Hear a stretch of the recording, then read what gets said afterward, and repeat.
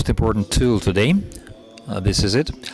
I see that you're tired, and I'm very grateful that you remained here to listen to my report. I'll be speaking in Russian. My name is Pavel.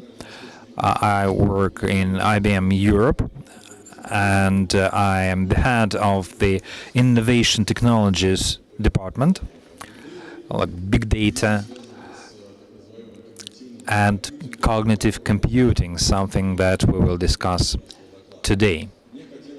I would like to say a few more words about cognitive computing and give a certain definition.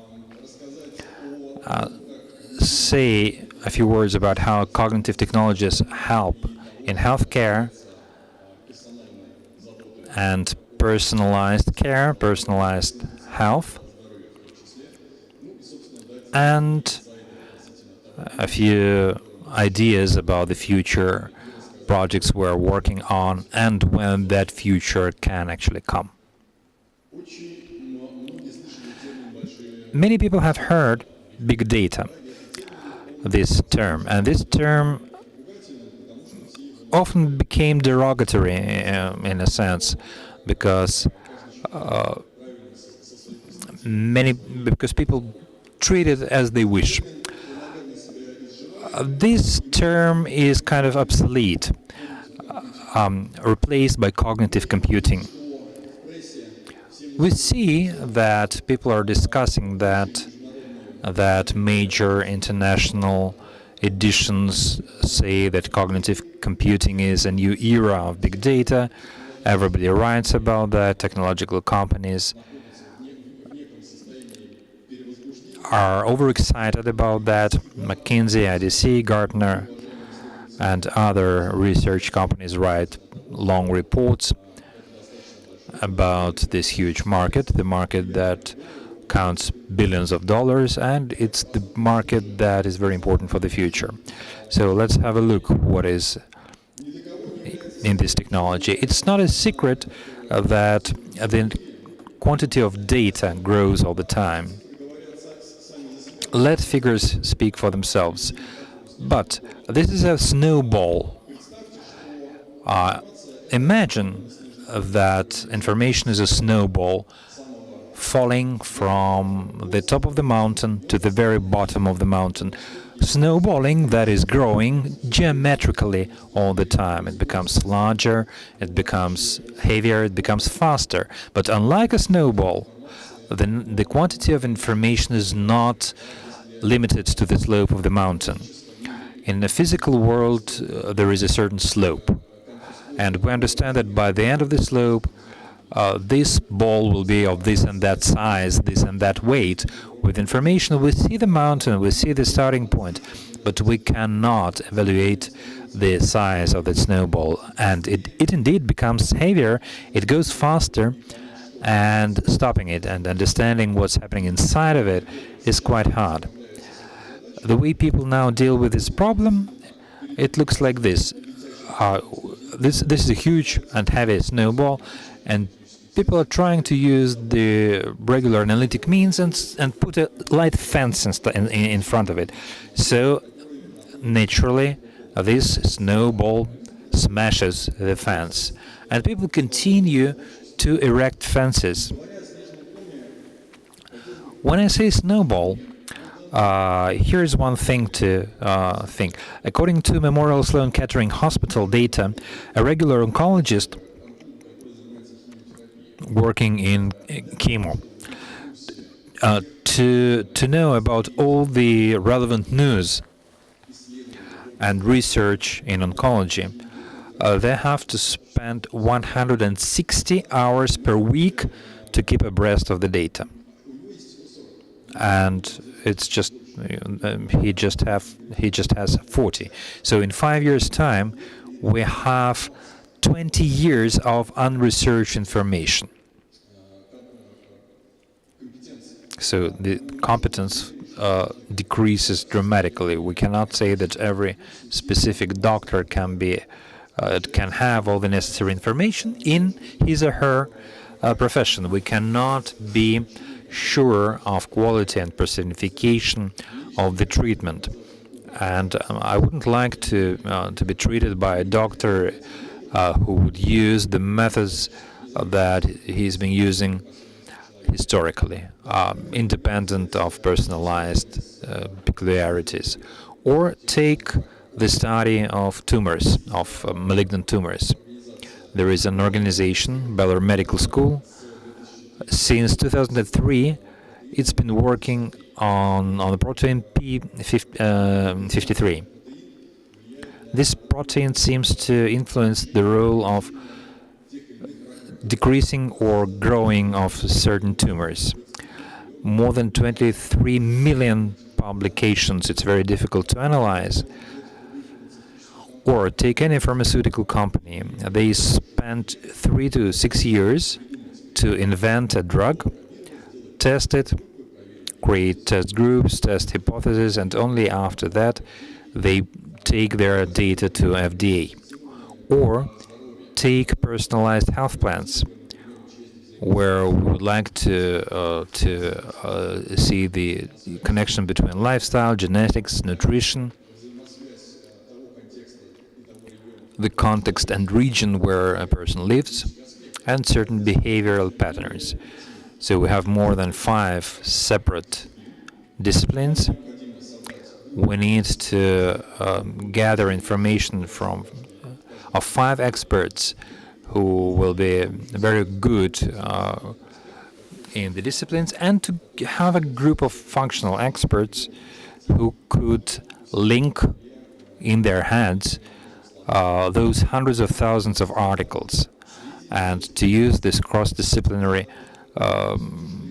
connections for their insight. It's becoming increasingly difficult.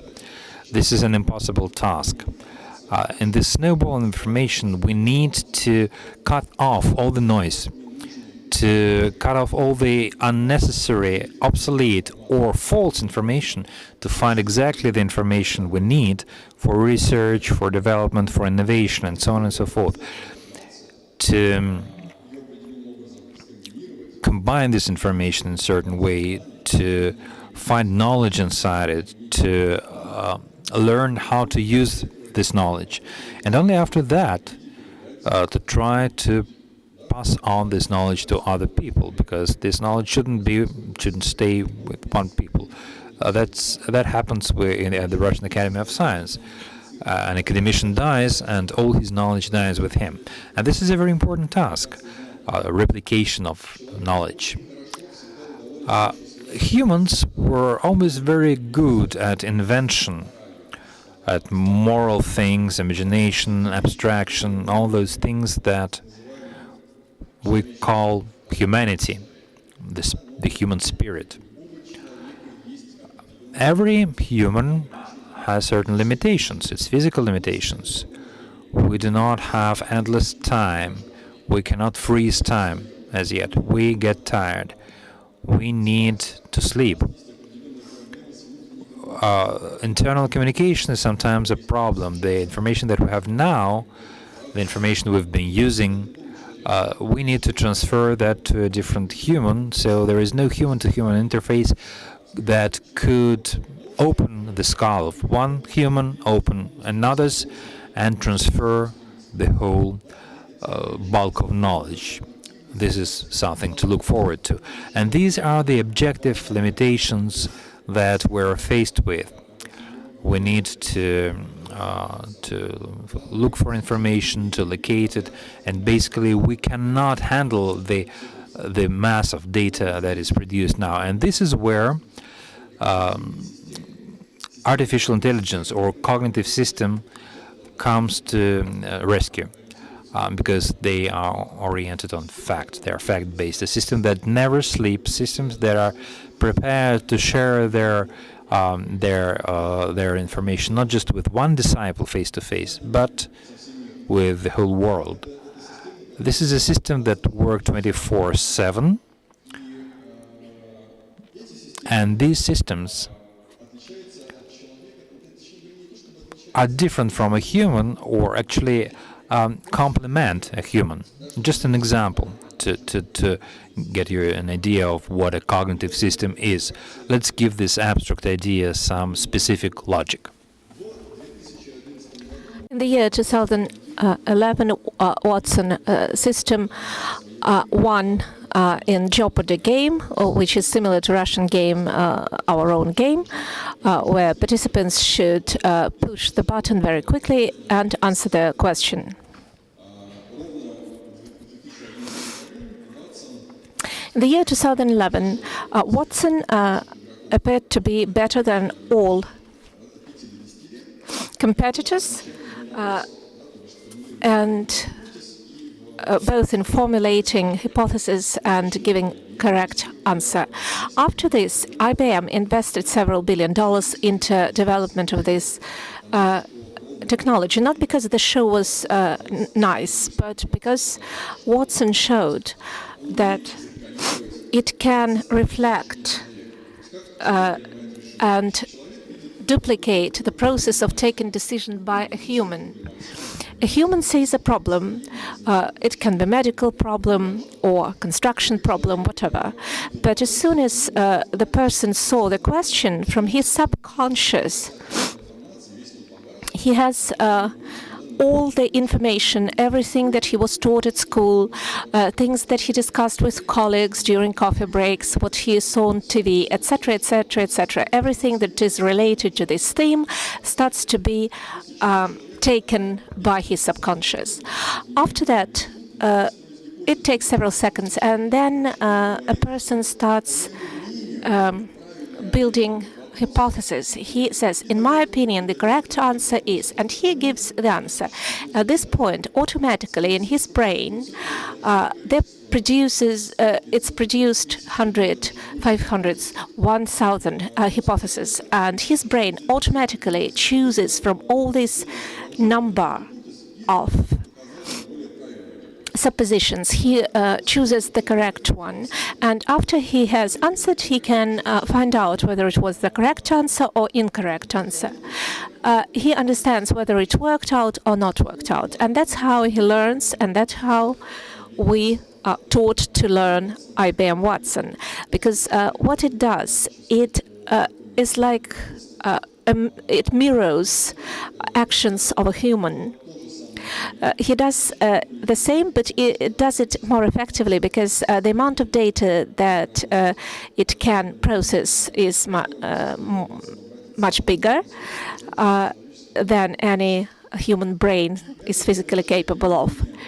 And we can apply it to many fields. And today we're going to talk about healthcare and applications, probably applications of this program. Now there are several applications that are available in the market, and soon they will be available in Russian Federation. The intellect, Watson intellect, and its capability to solve problems and mirror human intellectual processes helps oncologists to treat patients, not to just apply general protocol, but having all the data about all the medical protocols in the United States of America, having access to more than 73,000 medical sources, having access to such a resource as public medicine, PubMed, having 15 Memorial Sloan Kettering Hospital, which is the leading hospital in the United States of America, oncological hospital. So it's not general recommendations, but taking into account the individual peculiarities of the patient, to give recommendations on therapy and choosing optimal time for remission. That's one example of what Watson can do in oncology. Also, biomedical school that I mentioned also was helped by this system. What was done in 1 week? Watson was loaded with all the publication on P53, and in a week's time, Watson helped to the people who work in this institution find out 6 phosphates that influenced this protein. So what took people 10 years can take Watson 1 week. And it was all this information was processed in 1 week, and people got the keys to this problem, which allowed them to go further.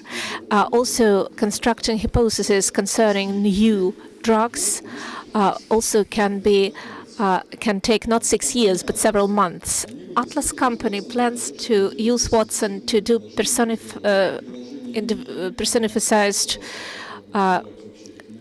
recommendations application that would use genetic data, data on lifestyle, habits, behavioral traits. Will give recommendations that will be relevant for this particular person, which are going to take into account all the individual information about him.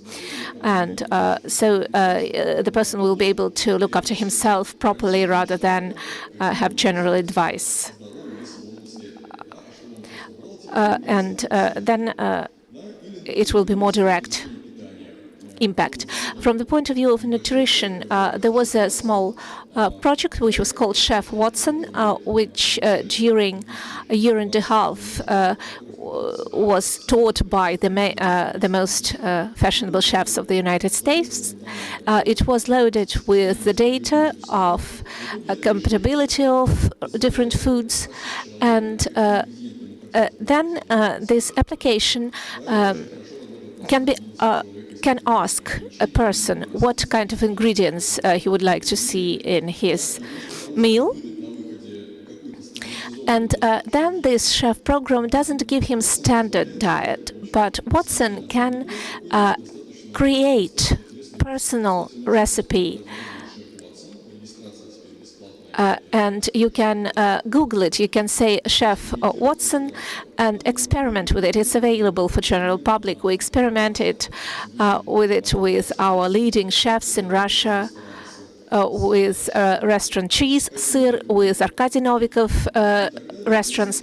And in spite of the fact that artificial intellect gave recipes that usually seemed to normal chefs strange, this artificial intellect was going for certain synergy of these foods, including taste compatibility, because these meals were very, very tasty. It's one of the fields where we can apply Watson. And of course, we can talk a lot about every one of them, but my colleagues asked me to be very brief, so I'll finish now. Thank you, dear colleagues.